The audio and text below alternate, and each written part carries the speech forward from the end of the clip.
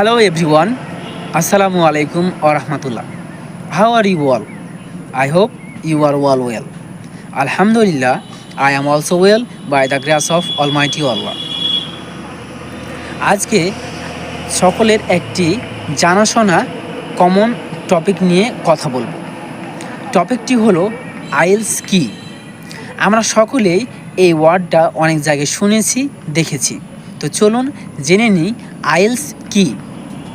IELTS কি জানতে হলে আগে জানতে হবে আইএলসের ফুল ফর্ম কি। তো চলুন জেনে নিই আইএলসের ফুল ফর্ম। আইএলসের I for international, E for English, L for language, T for testing, S for system.